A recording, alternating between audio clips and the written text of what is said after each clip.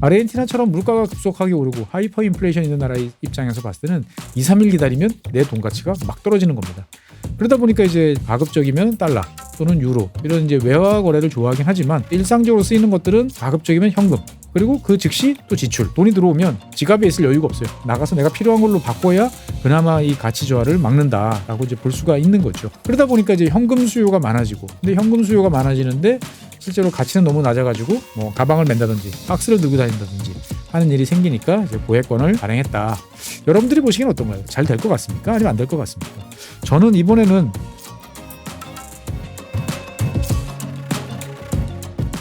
네, 안녕하세요. 최준영입니다. 오늘은 여러분들이 제일 좋아하시는 나라 들고 왔습니다. 어딜까요? 맞춰보시죠, 한번. 지구본 연구소 보시는 분들이 제일 좋아하는 나라는 두 나라죠. 아르헨티나, 그다음에 이스라엘. 이제 두 나라인데 신기해요. 어쨌든 오늘 말씀드릴 나라는 그 두 나라 중에서 이제 아르헨티나입니다. 사실 아르헨티나는 되게 안 좋은 이야기 많이 해드렸죠. 뭐 다가전 어떻게 보면은 뭐 금수저 같은 집안인데, 뭐 아르헨티나라는 나라 이름 자체가 이제 은이 많다라는 뜻인데, 참 그런 나라가 잘 안 되는 이야기 보면 특히나 우리나라 분들은 여러 가지 생각을 많이 가지시는 것 같아요. 아니 뭐 다 갖췄는데 왜 못하지? 그 다음에 조금만 더 하면 좋을 것 같은데 왜 저러나 라는 이야기를 참 많이 하시는데, 오늘은 약간은 좀 긍정적인 이야기, 아르헨티나 좀 힘 좀 내봐라 라는 어떤 느낌의 이야기를 좀 한번 해보려고 합니다. 일단 첫 번째 말씀드릴 사항은 이제 아르헨티나가 새로운 지폐를 찍어내기로 했습니다. 새로운 지폐. 얼마짜리냐? 10,000페소입니다. 10,000페소. 10,000페소라고 그러면 얼마쯤 되실 것 같으세요? 감이 잘 없으실 것 같은데, 공식 환율로 따지면 이제 아르헨티나 같은 경우는 원래 정부가 이제 고정 환율을 이제 유지를 하면서 한 번씩 이제 환율을 조정을 하는데, 지금 이제 현재 공식 환율로 따지면 이제 11달러 정도 된다고 합니다. 그러니까 뭐 환율을 이제 1,300원이냐 1,400원이냐 따라 다른데, 뭐 1,400원으로 따지면 이제 우리나라 돈 뭐 거의 한 15,000원 정도 되는 화폐를 발행을 새로 합니다. 근데 이게 최고 고액권이에요. 최고 고액권. 그럼 그전에는 얼마가 있었냐? 2,000페소짜리가 있었어요. 2,000페소짜리에서 한꺼번에 10,000페소짜리니까 5배 큰 고액권을 찍어내는 거죠. 근데 이제 우리 같으면은 지금 제일 고액권이 5만 원짜리가 있고, 그 다음에 이제 옛날부터 쓰는 이제 10,000원짜리가 있는데, 그렇게 보면 뭐 별로 고액권 아닌 것 같은데 싶은 생각도 사실은 좀 듭니다. 이런 얘기를 하다 보면은 야, 우리나라 대한민국의 원이 되게 단위가 크다.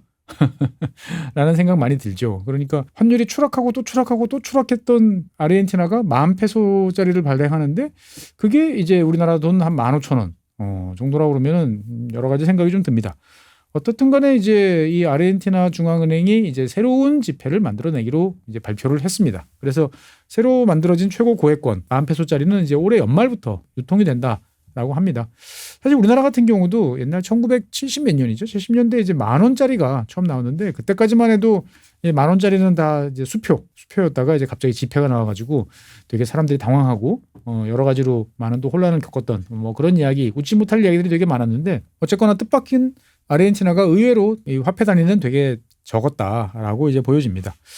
그래서 이제 10,000페소짜리를 왜 찍냐라고 하면은 뭐 여러분들 다 아시는 것처럼 화폐 가치가 추락을 하다 보니까 자꾸 이제 사람들이 들고 다녀야 되는 현금, 이게 이제 커지는 거죠. 그러다 보니까 이제 사람들이 뭐 큰 돈을 지출할 때는 가방 또는 박스로 들고 다니는 문제를 해결하기 위해서 이런 고액권을 이제 만들어내게 되는 건 당연한 건데, 신기한 점은 이제 그러면 아르헨티나 같은 경우는 현금 결제를 선호하나? 라는 생각도 드는데, 정답은 그렇다입니다. 그러니까 아르헨티나 사람들은 현금 결제를 선호합니다. 사실 이제 우리나라 같은 경우는 대부분 요즘에 뭐 현금 없는 버스도 많고요. 그다음에 이제 대부분 다 카드로 결제를 하다 보니까 식당이 뭐 문 닫을 때 정리를 해봐도 현금은 하나도 없는 그런 경우도 종종 생기죠. 그래서 현금 대신 이제 신용카드나 이런 걸 쓰면 좋긴 한데, 문제는 뭐죠? 이게 바로 그 즉시 내가 지출할 수 있는 돈은 아니죠. 카드사를 경유를 해가지고 나한테 올 때까지 약간의 시차가 이제 필요한데, 아르헨티나처럼 물가가 급속하게 오르고 하이퍼 인플레이션 있는 나라의 입장에서 봤을 때는 2, 3일 기다리면 내 돈 가치가 막 떨어지는 겁니다.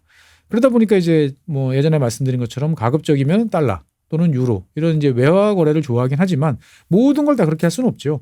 그러니까 이제 일상적으로 쓰이는 것들은 가급적이면 현금, 그리고 그 즉시 또 지출 해서 아르헨티나 같은 나라는 이제 현금 유통 속도가 매우 빠릅니다. 돈이 들어오면 지갑에 있을 여유가 없어요. 빨리 나가서 내가 필요한 걸로 바꿔야 그나마 이 가치 저하를 막는다라고 이제 볼 수가 있는 거죠. 그러다 보니까 이제 현금 수요가 많아지고, 근데 현금 수요가 많아지는데 실제로 가치는 너무 낮아가지고 뭐 가방을 맨다든지 박스를 들고 다닌다든지 하는 일이 생기니까 이제 고액권을 발행했다라고 이제 이해를 하시면 되겠습니다. 근데 재밌는 점은 이 고액권이 이제 아르헨티나 뭐 우리로 따지면 조폐공사 같은 이제 돈 찍어내는 이러한 기관에서 찍는 게 아니고 외국에서 찍어서 들여옵니다. 어디서 찍어서 들여오냐면 중국의 조폐공사에서 찍어서 들여올 예정이라고 그럽니다. 그러면 아니 아르헨티나가 이제 돈이 없다 못해가지고 이제 돈이 없어서 돈도 못 찍느냐 라는 이제 궁금증을 가지신 분도 계실 텐데 그렇지는 않아요. 아르헨티나도 이제 조폐공사 있고 당연히 다 찍습니다. 찍는데 문제는 뭐냐? 아까 현금 수요가 대폭적으로 증가하고 있다고 그랬죠. 조폐공사라는 곳은 어차피 그 돈을 찍어내는 곳이긴 하지만 찍어낼 수 있는 양이 한계가 있는 거죠. 그런데 아르헨티나 조폐공사가 찍어낼 수 있는 양보다 현금 수요가 훨씬 많기 때문에 아르헨티나 조폐공사 혼자서 찍어가지고는 아르헨티나 사회가 필요한 현금을 다 공급할 수가 없는 거예요. 그러다 보니까 그 전서부터 아르헨티나는 이제 옆 나라인 브라질 또는 이제 스페인 아니면 중국 이런 나라에서 돈을 찍어가지고 들여와서 이제 유통을 시켜왔는데 이번 10,000페소짜리 같은 경우도 이제 중국에서 찍어서 들여올 예정이다라고 그럽니다. 사실 뭐 이 돈을 수입해 오느냐라는 생각도 하시는 분도 계실 텐데 의외로 많이들 그렇게 합니다. 우리나라 같은 경우도 이제 해외에서 많은 돈을 대신 찍어서 특히 동전 같은 경우는 많이 찍어서 이제 간다라고도 하기도 하고 아니면 동전 찍기 전에 문양이 찍기 전에 그냥 이제 백지 형태죠. 그냥 돈 모양만 있지 어떤 문양도 안 새겨져 있는 이런 거 같은 경우도 이제 풍산해서 많이 또 수출을 한다라고 알고 있습니다. 그러다 보니까 뭐 돈을 해외에서 찍어오는 것 자체는 신기한 일이 아닌데 원체 많이 찍다 보니까 이제 부족해서 중국에서 들여온다라는 점 신기한 점이라 할 수 있겠습니다. 아르헨티나에서 기존에 제일 많이 쓰던 지폐는 이제 1,000페소. 그러니까 우리 돈으로 한 1,500원 정도 되는 이제 가치의 지폐였는데 이 1,000페소 지폐 같은 경우는 지난 1년 사이에 유통량이 2배가 늘었다고 합니다. 그러니까 이제 사람들이 엄청나게 많이 쓰고 그만큼 찍어야 되는데 도대체 얼마나 많이 찍었냐? 한 60억 장 정도가 유통되고 있을 거다라고 합니다. 어마어마한 양이죠. 그러니까 이제 당연히 아르헨티나 혼자서 이런 돈을 다 찍을 수는 없겠다라는 생각이 드는 게 사실입니다.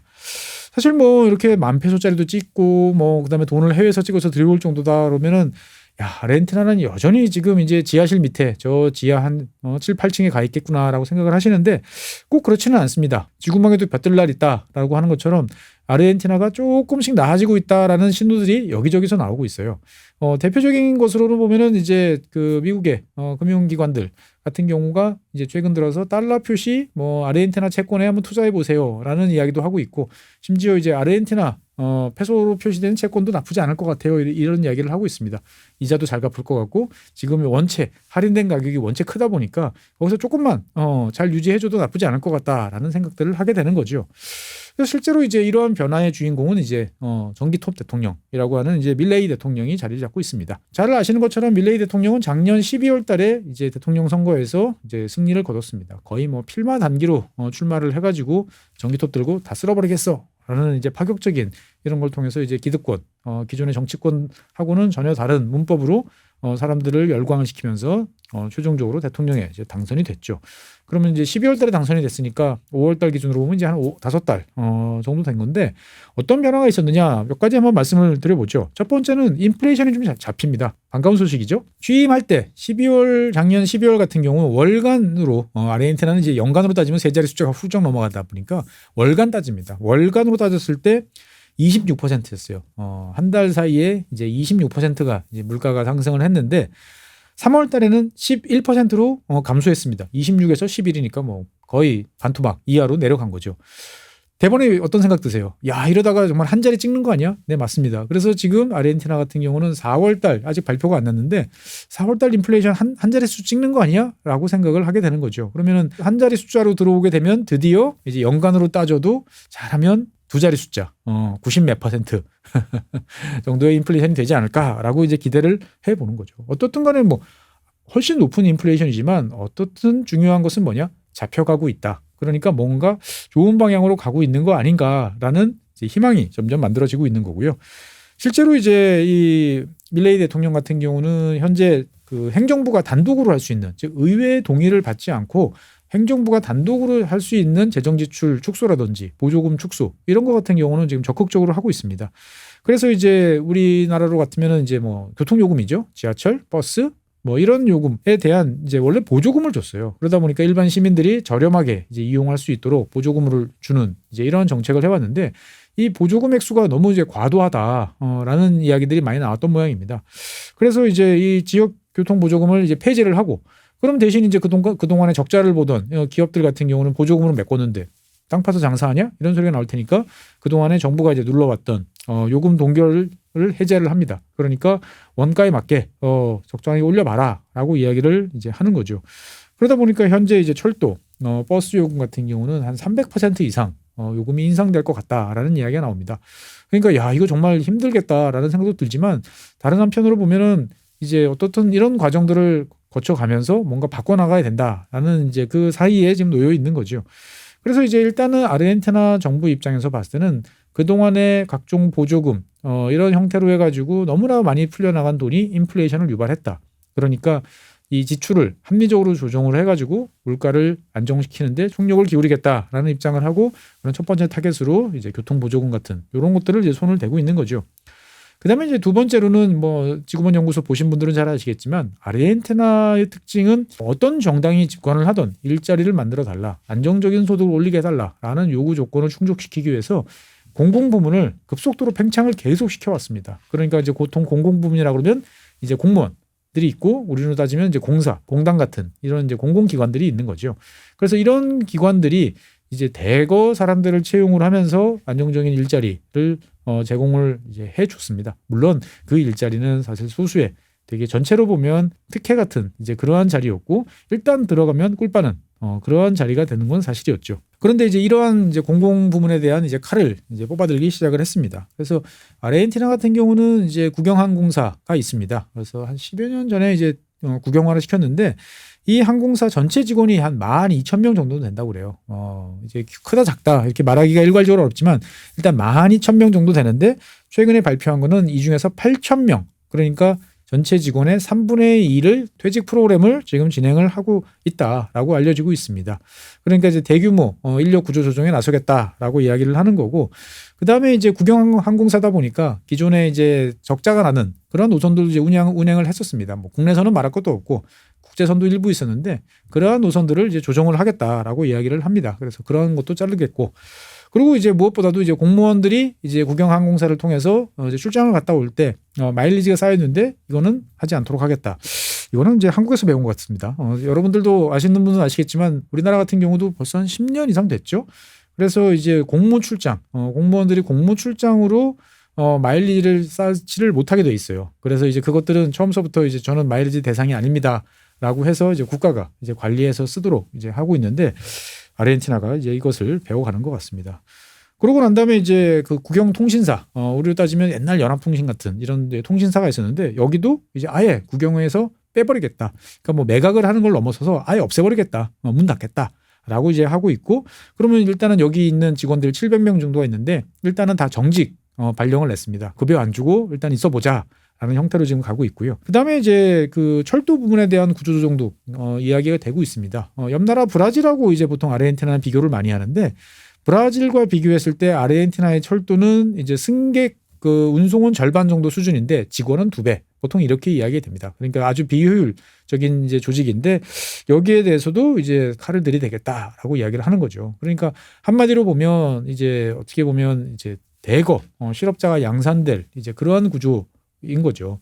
그러니까 이제 이렇게 하는 이유는 뭐 앞에서도 말씀드렸지만 공공부문의 방만한 재정 지출을 줄여서 이 물가를 잡고 합리적인 방향으로 경제를 개판하겠다라는 이제 시도인 거죠. 그런데 이제 이러한 조치들은 다 행정부 단독으로 이제 할 수 있는 모양입니다. 그런데 이제 문제는 뭐냐? 가장 중요한 건 국가 예산을 긴축으로 편성을 하고 그 다음에 여러 가지 뭐 세금을 추가적으로 인상을 한다든지 새로운 뭐 그 세금 종류를 신설을 한다든지 하는 것들이 필요한데 이거는 뭐 당연히 의회와의 동의가 이제 필요한 사항이죠.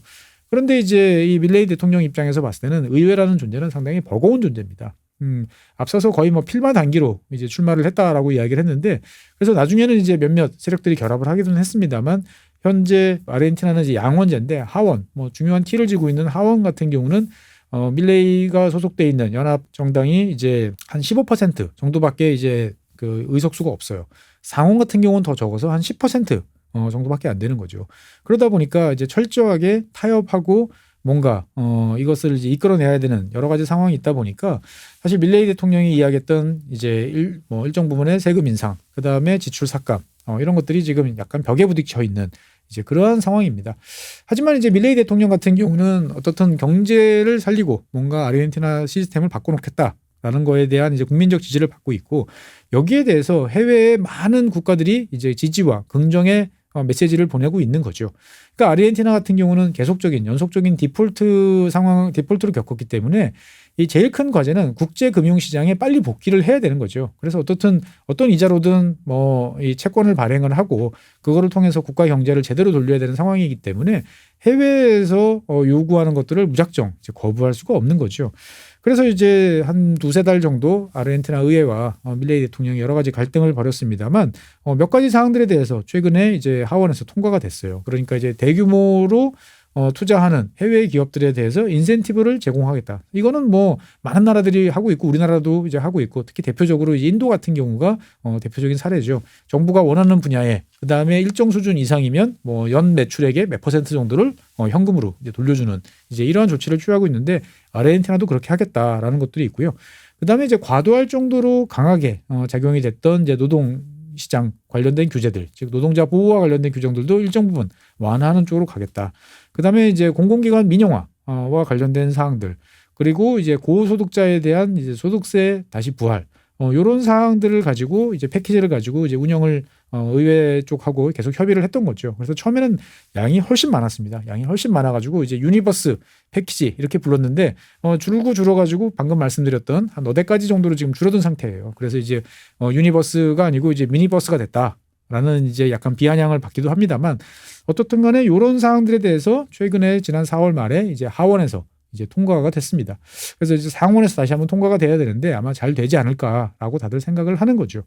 그러니까 어떻든 간에 아르헨티나라는 나라는 이제 밀레이라는 어떻게 보면 전대미문의 독특한 사람을 대통령으로 앉혀놓고 그다음에 새로운 변화를 이제 꾀하고 있는 이제 그러한 과정인데 여러분들이 보시기엔 어떤가요? 잘 될 것 같습니까? 아니면 안 될 것 같습니까? 저는 이번에는 좀 기대를 좀 하고 싶습니다. 사실 저는 아르헨티나 어떻게 보면 지구본 연구소를 다루면서 여러 번 들여다보니까 점점 애정이 생기는 그러한 면이 있는 거죠. 그래서 좀 잘 됐으면 좋겠다라는 생각들이 들고 그다음에 이제 이 10,000페소짜리 지폐가 유통이 되는데 이것도 어떻게 보면은 아르헨티나 사람들의 불편도 좀 해소하고 통화 가치 유지에도 좀 도움을 주는 그러한 쪽으로 작용을 했으면 좋겠습니다. 네, 오늘은 어떻게 보면 변곡점을 맞이하고 있는 아르헨티나 경제 그리고 화폐에 관한 얘기를 해드렸습니다. 네, 감사합니다.